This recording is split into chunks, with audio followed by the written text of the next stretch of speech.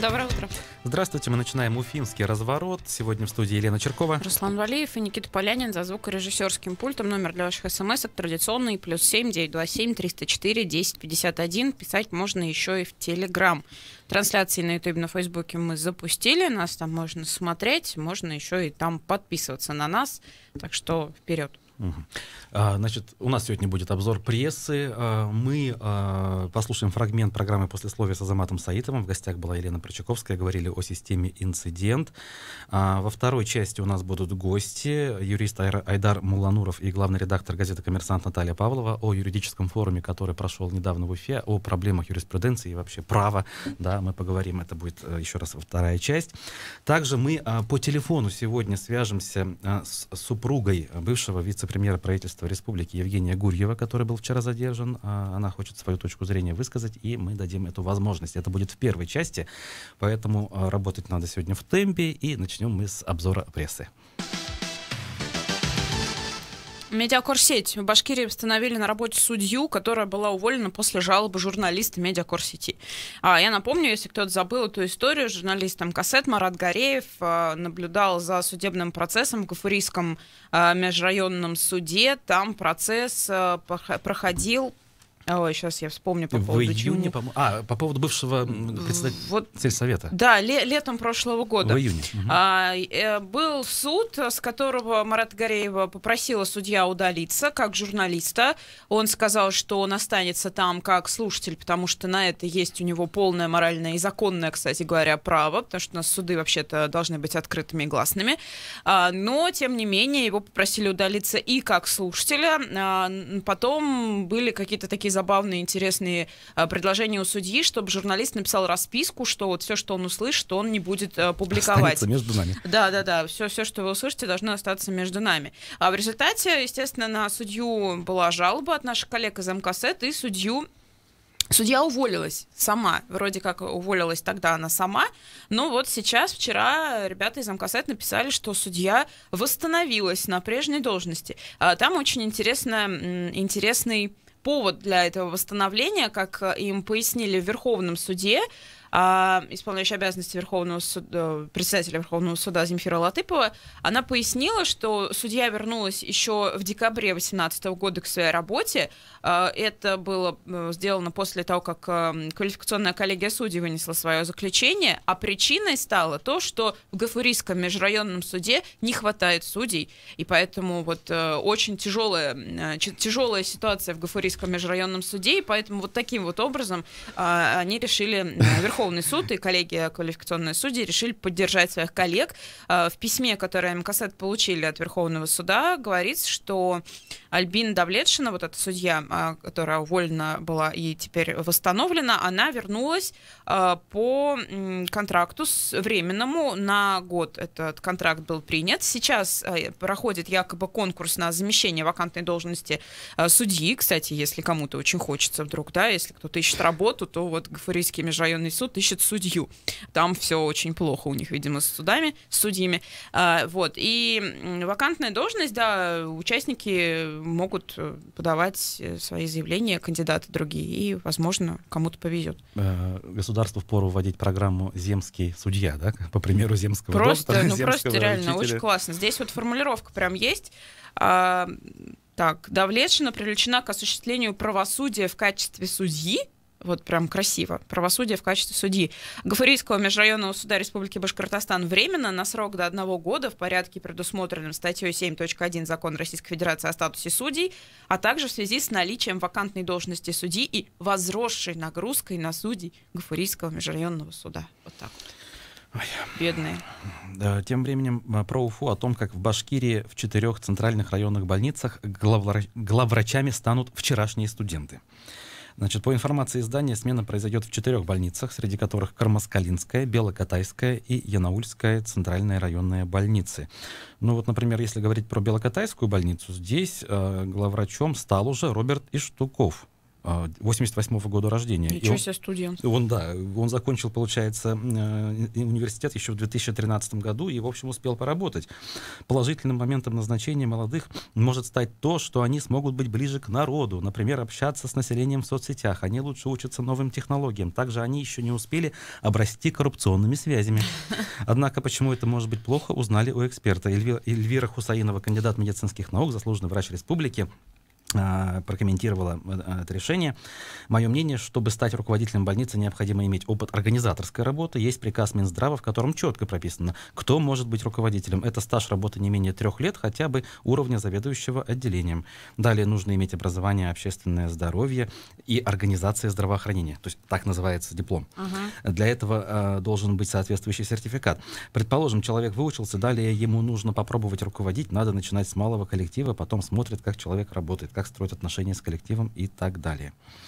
Ну, в общем, про других врачей здесь конкретики нет, вот только про конкретно может, это и Белокатайского. хорошо, а? Я не берусь судить, возможно. Почему так вот отношения, да? Если ты там выпустился там, из института 6 лет назад, значит, ты еще недостаточно крут, чтобы возглавить какую-то больницу. Он вполне крут, автор 27 научных публикаций, учится в аспирантуре на кафедре общей хирургии с курсом лучевой диагностики. А если такие специалисты вообще в больнице? Может быть, больница только приобретет от этого? Я не знаю, мне кажется, сейчас в больницах просто в большинстве остались доктора, которые там еще, не знаю, в советское время закончили институт и уже не помнят ничего из того, что им учили, и не знают ничего из того, что есть нового в медицине, поэтому, не знаю, там простуду лечат йодной сеткой, значит, на горле. Я, конечно, очень утрирую сейчас, но... Мысль понятна, да, понимаете, я думаю, о чем я говорю. Так что не вижу вообще ничего в этом плохого. Тем временем Уфа и еще 58 городов России примут зеленый марафон, пишет нам Башинформ. Зеленый марафон в этом году будет приурочен ко Дню защиты детей. Он пройдет 1 июня в 59 городах России от Калининграда до Владивостока. В регионах страны участниками зеленого марафона, в зависимости от города и проведения, будут предложены 3 дистанции. Зеленый марафон — это бег, да, марафон беговой. 4,2 километра, 10 километров, 21,1 километр. 1/10. Впервые в соревновательной программе во всех городах-участниках состоятся детские забеги на разные расстояния для юных спортсменов от 7 до 13 лет. В Москве зеленый марафон «Бегущие сердца» организован совместно с фондом «Обнаженные сердца». Пройдет в 3-й раз. Насчет Уфы, вот, к сожалению, не пишет, 1-й раз или не 1-й раз. Ну, как говорится, чем больше марафонов хороших и разных, тем лучше. И, в общем, сейчас дам вводные. Зеленый марафон пройдет 1 июня в Уфе на площади возле лайфстайл-центра Башкирия на Менделеева 205. Он стартует, но где он закончится, ну, видимо, там же и закончится, просто проложит маршрут там где-то рядышком. Ну и вот по задержанию. Следственный комитет сообщил о задержании бывшего министра земельных и имущественных отношений Республики Башкортостан Евгения Гурьева. Его превышают превышение должностных полномочий при реализации земельных участков в Уфе. Материал об этом есть у нас на сайте эхомскуфа.ру. Сейчас решается вопрос об избрании ему меры пресечения. Ну, вот, насколько Завтра я знаю, будет суд. Да, суд уже будет вот-вот. По версии следствия, в ноябре 2015 года Евгений Гурьев вне конкурса передал в собственность строительной компании Су-10 2 земельных участка площадью более 17 тысяч квадратных метров. При этом на тот момент Минземимущество не имело права распоряжаться этой землей. Ущерб, нанесенный бюджету республики, оценивается в 27 миллионов рублей. Ну и напоминаем мы, что в 2018 году портал про Уфу выпустил серию материалов об отчуждении госимущества, которое проводилось, по мнению издания, при участии Евгения Гурьева. Речь шла, в частности, о продаже имущества Башавтотранса. В феврале Следственный комитет сообщал об аресте бывшего руководителя управления административными зданиями Республики Эльвиры Берг. Не в 2017, а с 2017 года начиная. Да, вот. Ну и поскольку такая ситуация, вот супруга Евгения Гурьева обратилась к нам в редакцию с просьбой озвучить свою точку зрения на происходящее событие. Сейчас мы созвонимся с Оксаной Ивановой, именно так зовут супругу Евгения Гурьева, и она будет иметь возможность озвучить свою позицию и, ну, я так понимаю, позицию супруга вот по поводу этого уголовного дела.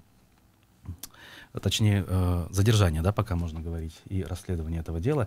Звукорежиссер Никита Полянин дозванивается до нашей собеседницы, до Оксаны Ивановой, и, я так понимаю, или не дозванивается. Или не дозванивается. Ну, там, Ну, да, я там скажу уголовное так, дело-то возбуждено уже давно, и возбуждено оно сотрудниками ФСБ, поэтому дело это расследует именно отделение, управление, точнее, ФСБ по республике. предварительно, вот я пообщался до эфира, по мнению супруги Евгения Гурьева, его сейчас преследуют за то, что он якобы просто поступил согласно решению арбитражного суда от 2016 года. То есть суд от него потребовал предоставить землю Су-10, и, в общем, он все сделал согласно этому решению, но, по ее мнению, есть, видимо, какие-то интересанты, да, соответственно, которые решили его за это преследовать. Ну вот я сейчас очень в далеком приближении передал ее слова, но, к сожалению, она на связь, я так понимаю, не выходит. Увы.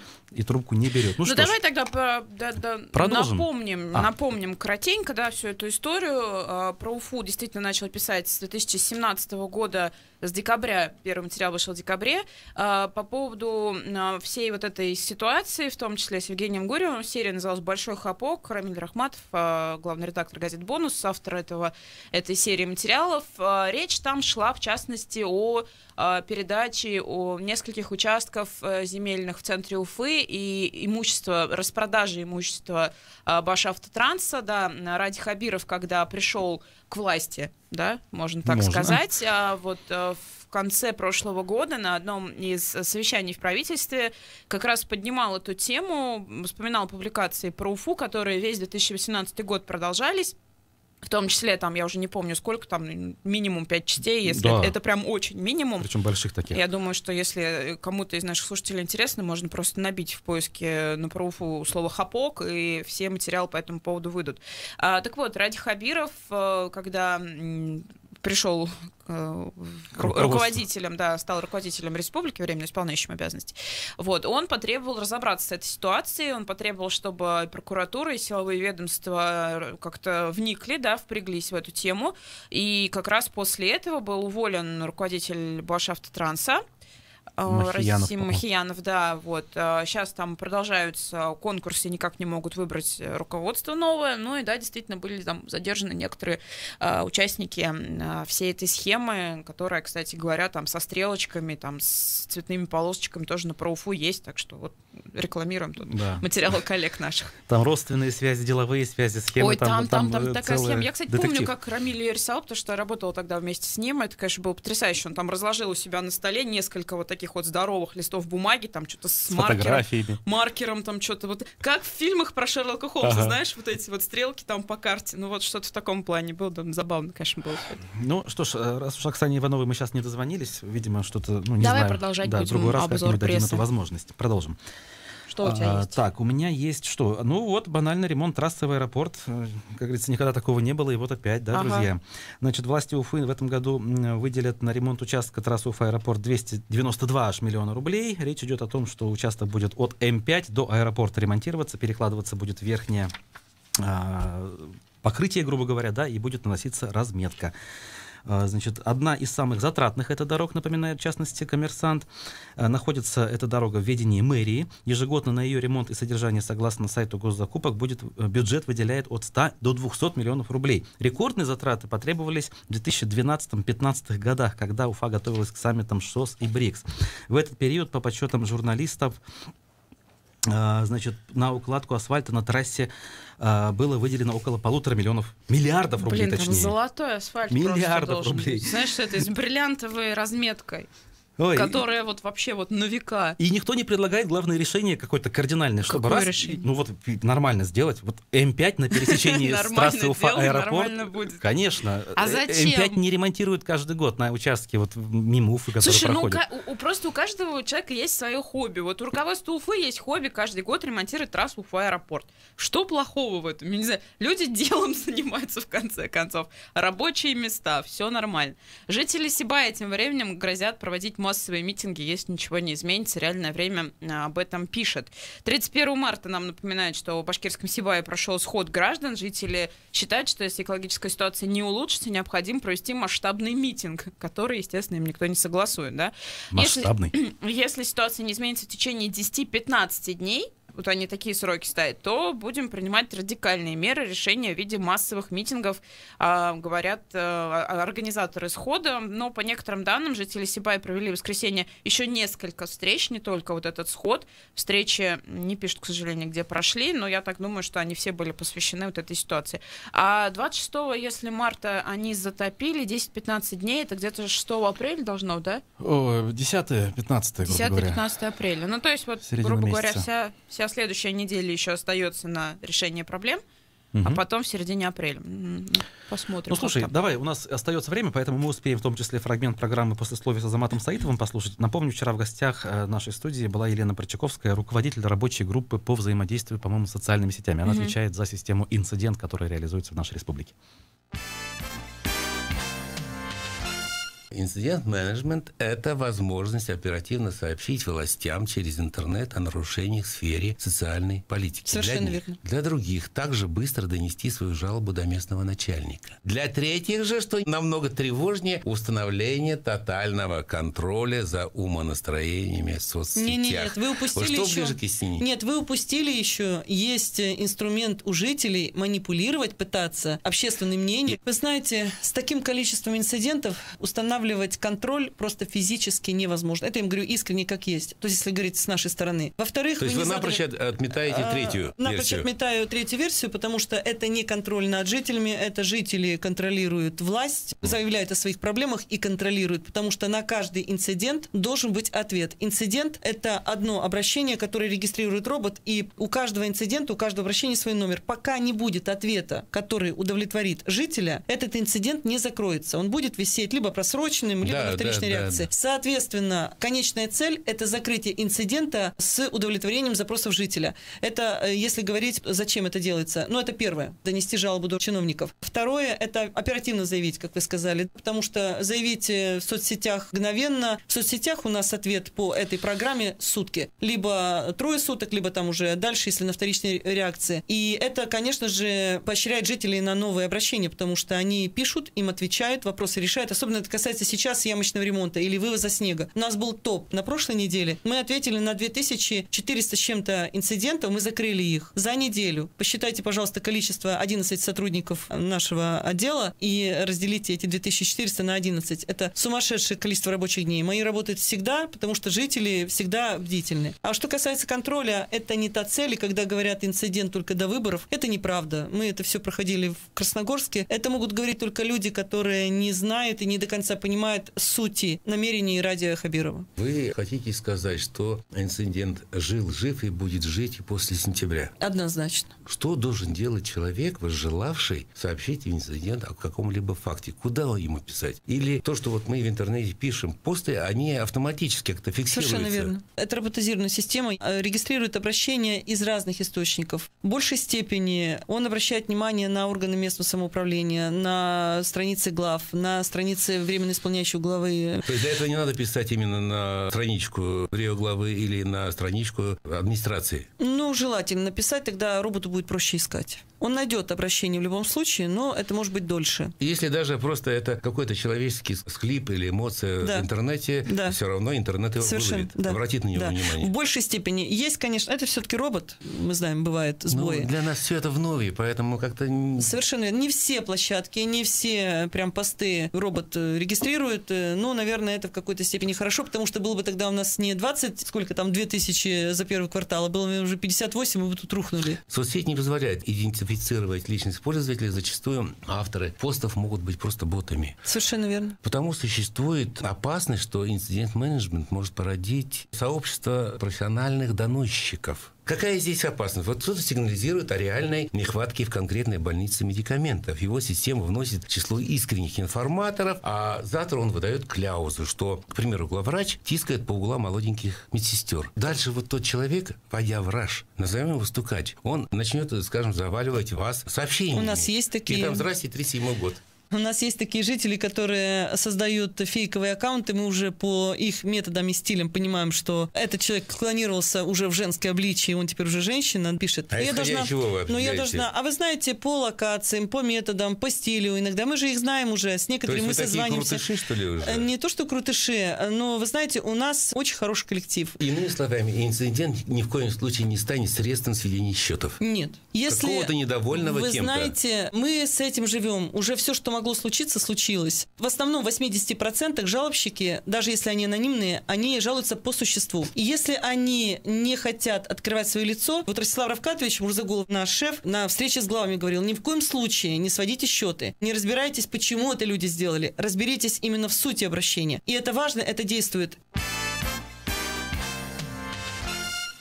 Полную версию программы «Послесловие» с Азаматом Саитовым, в гостях которого была Елена Прочаковская, вы можете посмотреть и послушать на нашем сайте echo.ufa.ru, также в соцсетях, в Фейсбуке и на Ютубе. Ну и эту тему проголосуем. Да, вот Елена Прочаковская говорит, система инцидент действует, работает, да, она классная, и это помогает жителям города решать свои проблемы, не только города и республики. Друзья, вот хотим у вас спросить. А вы обращались к этой системе и писали ли вы обращение, да, и получили ли вы ответы на свои обращения, решена ли ваша проблема? 262-72-47. Да, я писал обращение, система инцидент реально работает, моя проблема решена, я ответ получил, все классно.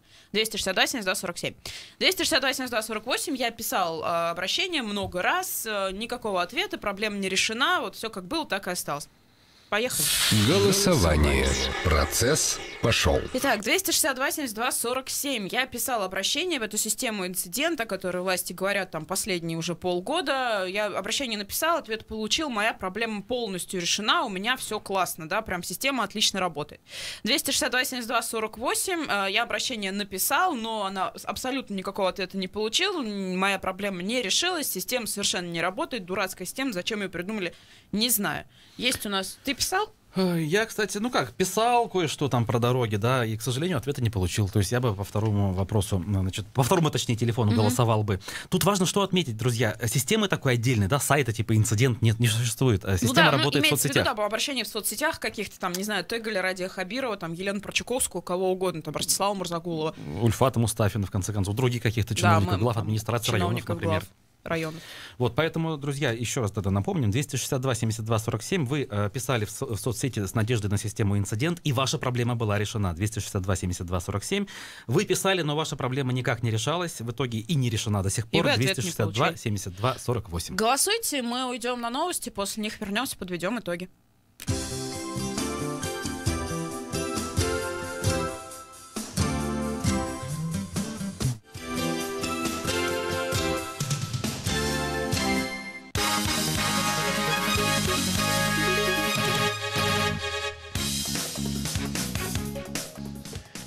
В 7:30 в Москве. Здравствуйте, в студии Алексей Гусаров на Эхе Новости. В Госдуме предложили в обязательном порядке шифровать в Рунете обмен данными с помощью российской криптографии. Спецслужбам будет легче расшифровать переписку, отмечает РБК. По информации издания, Комитет Госдумы по информационной политике подготовил такие поправки к законопроекту о так называемом Рунете. По словам специалистов, на практике предложенная норма означает, что все крупные российские интернет-компании должны будут внедрить российские средства шифрования в свои продукты, почтовые клиенты, браузеры и мессенджеры. В Европарламенте назвали практически неизбежным выход Британии из ЕС без сделки. Накануне вечером британский парламент отклонил все альтернативы соглашению с Евросоюзом, которое трижды отверг. Вариант жесткого Брексит становится практически неминуем, написал в Твиттере координат Европарламента по вопросу выхода Британии из ЕС, бывший премьер-министр Бельгии Гий Верховстад. Между тем, к 12 апреля Британия должна представить Евросоюзу свой план действий или же в этот день покинуть ЕС. Партия Эрдогана намерена опротестовать итоги местных выборов в Турции. Мэрами в Анкаре и Стамбуле стали представители оппозиции. В Стамбуле разница между соперниками составила 0,1%, сообщает анталийское агентство. Последние 15 лет кресло городоначальника самого крупного мегаполиса Турции занимали кандидаты партии президента Реджепа Таyyипа Эрдогана. Верховный суд Венесуэлы потребовал от парламента отозвать депутатскую неприкосновенность Хуана Гуайдо. Заседание суда было показано в эфире венесуэльских телеканалов. Гуайдо, который является спикером парламента и лидером оппозиции, в январе объявил себя президентом. США, Канада, ряд стран Европы и Латинской Америки признали его легитимным главой государства. Россия поддерживает в этом качестве Николаса Мадуро.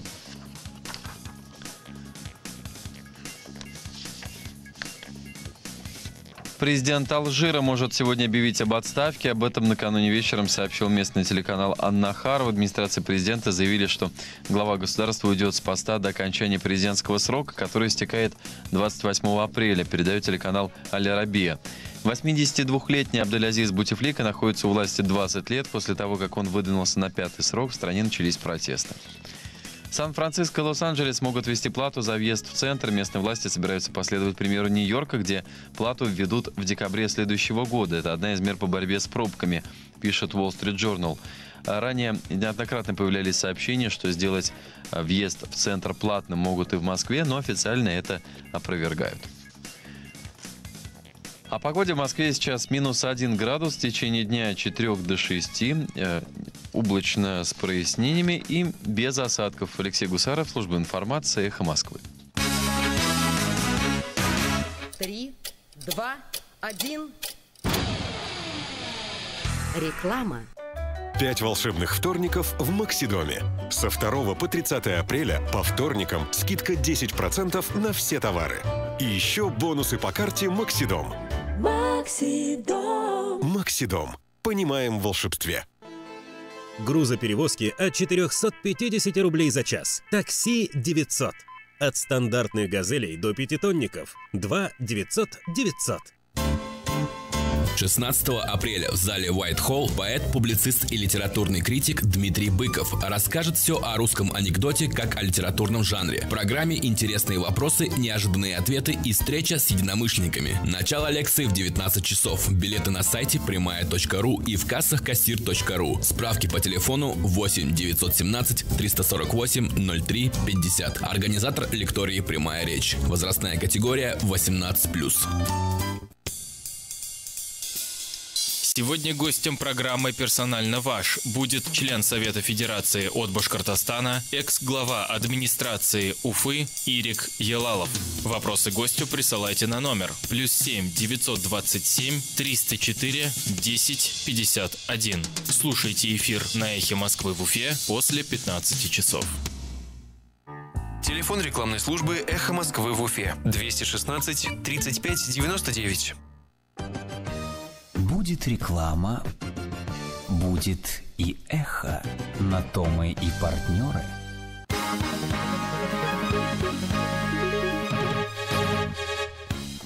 На «Эхе Москвы» в Уфе новости. У микрофона Юлия Сафина. Здравствуйте.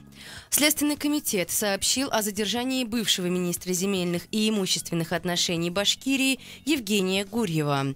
Гурьева подозревают в превышении должностных полномочий при реализации земельных участков в Уфе. Сейчас решается вопрос об избрании ему меры пресечения. По версии следствия, в ноябре 2015 года Евгений Гурьев вне конкурса передал в собственность группы компаний Су-10 два земельных участка площадью более 17 тысяч квадратных метров. При этом на тот момент Министерство земельного имущества не имело права распоряжаться этой землей. Ущерб, нанесенный бюджету республики, оценивается в 27 миллионов рублей. Отмечу, что в 2018 году портал «Про-Уфу» выпустил серию материалов об отчуждении госимущества, которая проводилась по данным издания при участии Евгения Гурьева. Речь шла, в частности, о продаже имущества Башавтотранса. В феврале следком сообщал об аресте бывшего руководителя ГУП управления административными зданиями Башкирии Эльвиры Берг. Концессионер Салаватского роддома подтвердил отмену концессионного соглашения. Об этом заявил член Совета директоров компании «Медма» Булат Магадеев на брифинге, прошедшем 1 апреля. Среди причин, по которым роддом возвращается в госсобственность, он назвал несоответствие Санпину здания родильного дома, потерю пенсионных льгот и стажа сотрудников и невозможность выполнить условия доп. Соглашения. Как сообщает Про-Уфу, исполняющая обязанности замминистра здравоохранения Максим Забелин заявил, что насильно никого из работников увольнять не будут. По словам исполняющей обязанности вице-премьера правительства Башкирии Ленары Ивановой, прокуратура в ходе проверок нашла ряд нарушений, однако санкций не планируется. Напомню, ранее Иванова в эфире «Эхо» заявила, что власти Башкирии приняли решение о расторжении концессионного соглашения по Салаватскому роддому 20 марта, еще до встречи врачей с представителями Совета по правам человека. Сами концессионеры в разговоре с «Эхом» заявляли, что решение было принято 26 марта. В сентябре 2017 года единственный в городе Салават роддом был передан в концессионное управление в частные руки. Планировалось, что частник проведет ремонт и оснащение роддома. Однако в итоге 30% врачей уволились, не выдержав существенного снижения заработной платы, отсутствия медстажа и, соответственно, пенсии, льгот, а также коротких отпусков в 28 дней. Аэропорт Уфа с 31 марта перешел на летнее расписание. По информации пресс-службы, на данный момент заявлено 26 авиакомпаний, которые будут выполнять рейсы по 47 направлениям. Основное направление лета – Турция. Туда полеты запланировали 9 авиакомпаний. В среднем из Уфы в Турцию будет отправляться по 7 рейсов в день. Кроме того, появились прямые рейсы в Тбилиси и увеличилась частота перелетов из Уфы в Анапу и Санкт-Петербург. В завершении выпуска о погоде. Сегодня в Уфе сильная облачность, слабый ветер, дождь. Температура воздуха от +2 до +6 градусов. Сейчас за окнами облачно, 2 градуса тепла. Юлия Сафина, служба информации «Эхо Москвы» в Уфе. Радиостанция «Эхо Москвы» в Уфе представляет «Уфимский разворот». Программу, в которой ваше мнение может быть услышано, голос учтен, а СМС-сообщение прочитано в прямом эфире. Слушайте «Уфимский разворот» по будням с 9 утра. Да не просто слушайте, участвуйте.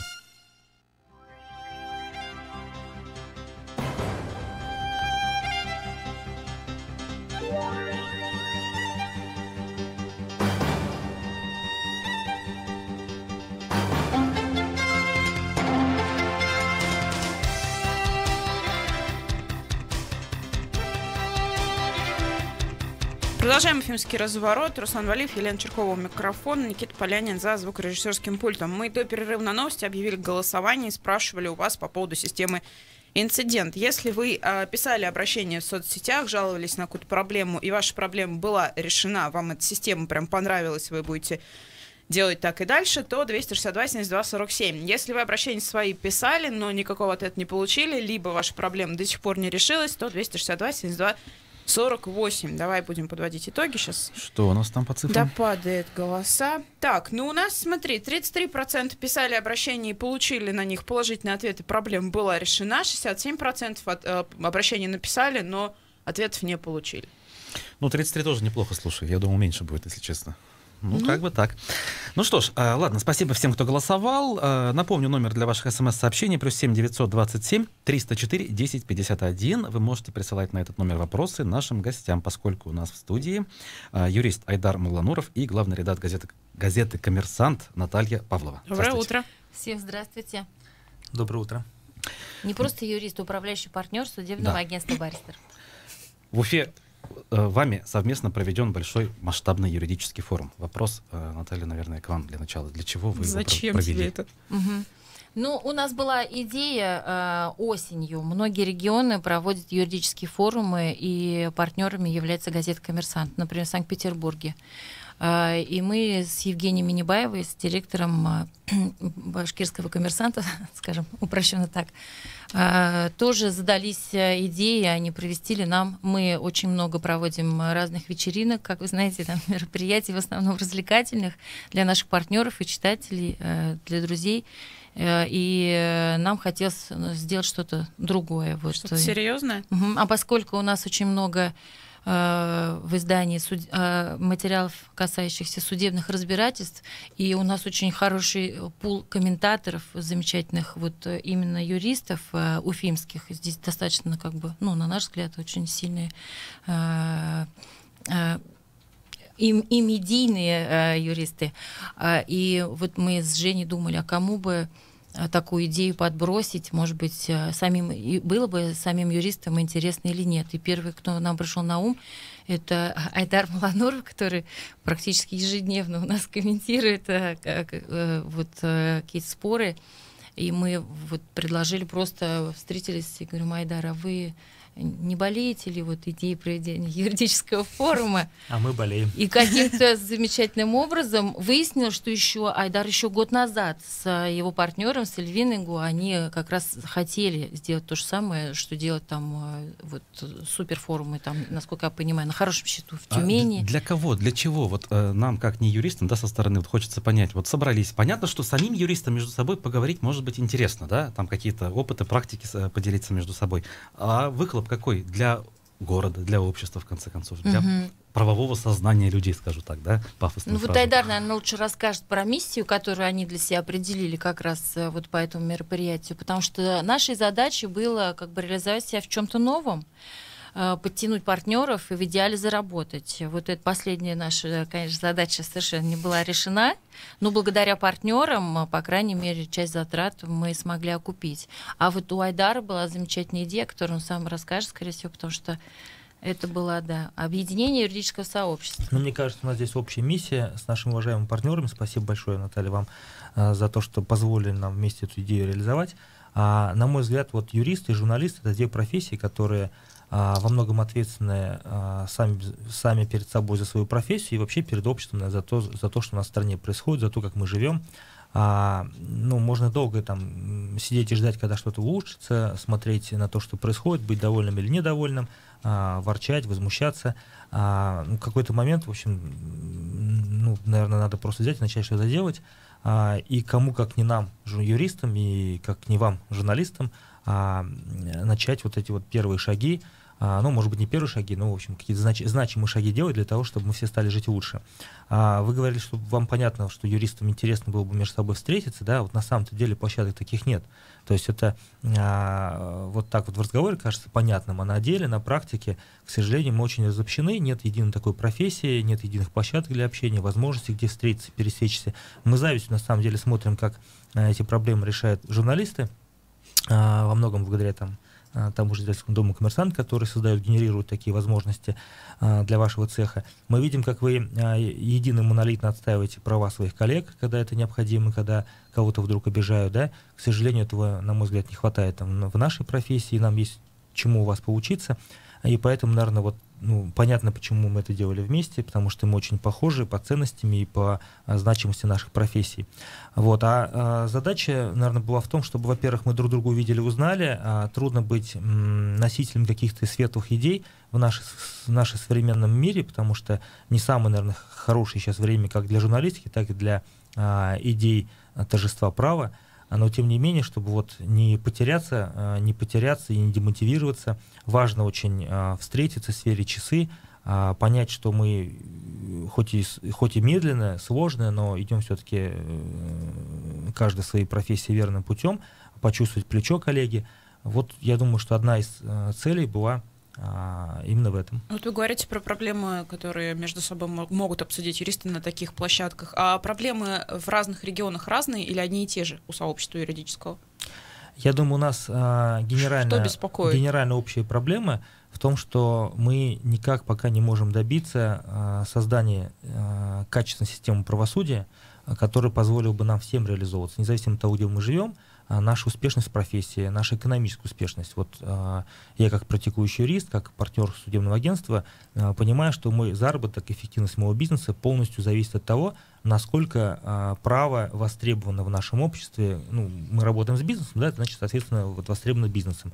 Если предприниматель понимает, что заплатив хороший гонорар юристу, который вкладывается в свои знания, в навыки, там, постоянно работать над собой, если он получает разрешение нужной ему проблемы, то он в это дальше будет инвестировать. Поэтому эффективный справедливый суд, он влечет за собой возможность реализоваться всем нам, юристам. Я думаю, это главная проблема. Она никак не... она, там, в каких-то регионах, там есть регионы, которые совсем мрачные, там Краснодар, Кавказ, да, с точки зрения правосудия. Но средняя температура по больнице, она нам в России всем понятна, известна. Это наша общая большая проблема. Вот про эту температуру как раз хотелось бы уточнить. С течением времени, я не знаю, если сравнить там 10 лет назад, сейчас, что-то меняется, становится хуже, лучше, или все одинаково у нас? Да, конечно, меняется. Современный мир, мне кажется, никакому обществу не позволяет стоять на месте. Изменения постоянно происходят. Есть изменения и в лучшую сторону, и в худшую сторону. Но каждый, наверное, сам может определить там, по качеству жизни нашему, по Я сейчас про вот эти новостям. юридические вещи. То есть правосудность судов становится лучше или хуже за это время, вот конкретно? Вот простые граждане, они сталкиваются, как правило, с таким техническим правосудием. Это споры, в которых не требуется какой-то высокой квалификации, это взыскание мелких долгов, разрешение каких-то мелких бытовых конфликтов. В перспективе, в будущем, я думаю, что, наверное, эти споры во многом будут автоматизированы, как-то разрешаться. И в этом плане, конечно, качество правосудия растет. У нас одна из самых коротких сроков рассмотрения дел в мире, одни из самых доступных судебных пошлин, в силу того, что право не востребованное, и во многие коллеги-юристы, к сожалению, недостаточно следят за своей формой и квалификацией, поэтому и гонорары не очень высоки. Поэтому для простых граждан вот каждодневные такие споры, они достаточно доступны и понятны в разрешениях. Но когда возникает спор по очень каким-то серьезным вопросам, либо там с использованием административного ресурса, где страной является государство, является госкорпорация страной, предмет спора очень высокий, дорогой, то в этом случае мы видим, что система правосудия не всегда, но часто, к сожалению, буксует. Да? И тут, конечно, до идеала очень далеко. Что, собственно, мы, например, можем постоянно видеть и читать благодаря нашим партнерам газете «Коммерсант». Ну и в эфирах «Эхо Москвы» тоже такого много, кстати, бывает. Да, и частенько звучат вещи, что те или иные дела доходят до Европейского суда по правам человека. Есть ли у нас в Уфе прецеденты дохода и благополучного разрешения дел именно там, на уровне ЕСПЧ? Я могу сказать, что вот мы сейчас работаем над двумя кейсами, по итогам которых мы планируем обратиться в ЕСПЧ. К сожалению, наверное, мы будем вынуждены в силу того, что пока не видно, чтобы можно было достичь эффекта в нашими национальными возможностями нашего национального правосудия. О случаях, я знаю, что коллеги готовили жалобы по еще нескольким делам, но я не слышал, чтобы они были приняты судом и были рассмотрены по существу. Возможно, сейчас на стадии изучения, принятия эти жалобы находятся. Да, я вот вспомнила, что Максим Курников еще рассказывал в 2017 году по поводу жалобы, которую ЕСПЧ коммуницировал. Жительница Уфы подала жалобу на то, что ее принудили сделать аборт. Вот нашла сейчас на нашем сайте подтверждение. Так что были случаи. Есть, да? Ну и еще то, что на слуху, опять же, у журналистского сообщества, да, когда дело касается юристов, адвокатов, судей, точнее, да, мы слышим об адвокатской палате Республики Башкортостан много. Насколько вот юридическое сообщество ваше, да, вот эти юридические партнерства пересекаются, что ли, да, и работают в общей связке с адвокатской палатой для того, чтобы вот этот самый правовой нигилизм наш ликвидировать? Ну, давайте начну с того, что скажу, что у нас иного пути нет. В нашем светлом будущем мы однозначно должны быть единой профессией, мы должны не просто пересекаться, а, наверное, просто стать единой одной гильдией, как это сделано в развитых правопорядках. И подразделения там адвокат, не адвокат, адвокатская палата, это должно стать таким несколько условным. Я думаю, что неминуемо мы все придем к единым стандартам в профессии, к какому-то единому регулированию. Вот. Если говорить о текущем положении дела, то сейчас, вот я про это и говорил, когда описывал идею нашей форума, что сейчас мы, к сожалению, разобщены. Судьи, прокуроры, следователи, адвокаты, частно практикующие юристы, юристы на предприятиях, инхаусы, каждый в своей профессии, там где-то в своем бульоне варится самостоятельно, и у нас очень мало точек для пересечения, к сожалению. То есть их очень много, но мало поводов для пересечения.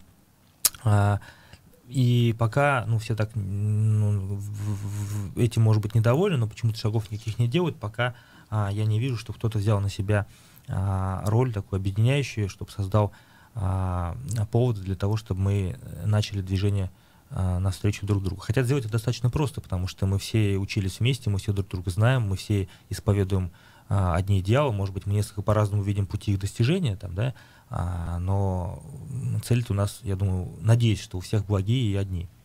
Вот эти претензии, которые, Наташа, извини, тебя перебью, которые последнее время предъявляют как раз к адвокатской палате и к судебной системе вообще Башкирии многие наши коллеги и многие ваши коллеги, вы их разделяете? Ну, вы не конкретизируете, какие претензии, поэтому если говорить... Все же поняли, какие претензии. Ну, у меня, наверное, не может быть четко сформулированы претензии к адвокатской палате, потому что я не являюсь сам членом адвокатской палаты. Я, безусловно, полагаю, что, наверное, всем, и адвокатской палате, и сообществу частных юристов, которые формализованы в таком виде, пока, к сожалению, нет, но должно появиться, всем есть над чем работать и куда дальше стремиться. Вот, я, как практикующий юрист, который своей целью видит защиту интересов наших доверителей в судах, могу, наверное, больше говорить про систему правосудия, да, про суды. Но, конечно, мы недовольны тем, что там происходит. Мы видим, что, к сожалению, не всегда у судей есть физическая возможность вникнуть так, как это нужно сделать. Не всегда судьи, к сожалению, по резонансным делам не всегда оказываются свободны в принятии своих решений.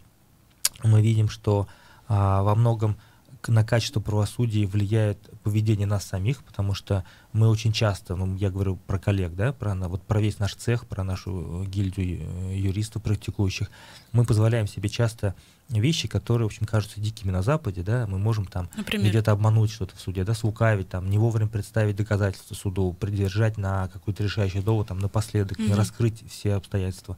Мы можем там, наверное, позволить себе где-то злоупотребить правом, в общем, вещи, которые на самом-то деле очень, очень сильно обесценивают нашу профессию, и мы таким образом вредим сами себе. Вот, ну, я там в своей работе, в работе своих сотрудников стараюсь не допускать таких вещей, да, их минимизировать, но это очень сложно сделать, когда ты в этом постоянно варишься, нельзя быть там внутри общества, быть свободным от него, да, и понимаю, что мы тоже далеко не идеальны, и тут, ну, каждому есть над чем работать.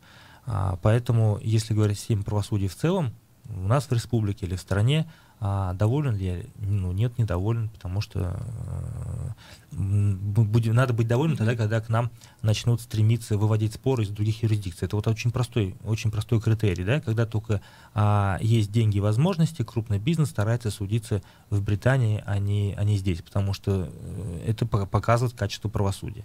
А вот когда будут стремиться судиться у нас, да, и будут выводить там договорную подсудность, указывать арбитражный суд Республики Башкортостан, там, или, например, Кировский районный суд города Уфы, и из Татарстана, из Чукотки, там, и из Тюмени стараться выводить споры к нам, потому что здесь очень грамотные юристы, грамотные судьи, это будет показателем нашего правосудия. Интересно получается, да, такая сделка с совестью. Ты вроде как понимаешь, что ты вот не должен так делать, но если ты можешь выиграть дело вот таким образом, ты должен на это пойти, да, вот то, что вы говорите, там, приберечь до финала. Нет, не должен, это, понимаете, это, к сожалению, на самом деле даже может быть не сделка совести. То есть если бы каждый юрист перед каждым процессом сидел и на чаше весов это взвешивал, вот я должен так поступить или нет, то, наверное, мы бы это делали все реже.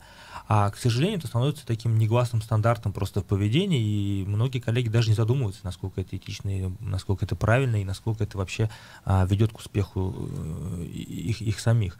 Это просто становится нормой. Как вот мы привыкли переходить дорогу на красный свет, там, да, часто и не задумываться, какие могут быть последствия. Удобно же, раз перебежал или в неположенном месте. Это вот примерно то же. Как казалось бы, мелкое нарушение, но оно потом так вот по капельке отравляет всю чашу правосудия. Ну, кстати говоря, я вот практически на всех сессиях этого юридического форума посидела, и там были для журналистов просто суперовые вещи, вот о которых мы не знали. Ну, допустим, о том, что в Королевском суде Лондона большая часть дел это суды российских компаний с российскими компаниями, белорусских компаний с российскими компаниями, казахских компаний, казахстанских компаний, друг с другом и с нашими партнерами, и очень мало судов судов самих британцев. То есть практически, то есть они пытаются, стараются договариваться до судебного порядка. Вот это интересно, кстати. Вот вы сказали, что у нас есть регионы-аутсайдеры, да, по качеству правосудия, там Краснодар, Северный Кавказ, а есть регионы-лидеры, вот куда стремятся все-таки относительно вот по России, да, подсудность дел переводить. Условно в Москву, например, я не знаю, там, или еще куда-то. Я, во-первых, если позвольте, буквально 2 слова по поводу того, что Наталья сказала. В Британии экспорт права — одна из ведущих статей доходности их экономики. То есть за счет вот этих привлекаемых споров они очень много зарабатывают. Это к слову о том, что право — это очень выгодный, современный, разумный инструмент по разрешению споров, по зарабатыванию денег. Да? С точки зрения денег это просто очень выгодное уважение. Отвечая на ваш вопрос, к сожалению, нет таких регионов, я их назвать не могу. Да, конечно, очень много споров выводится в Москву.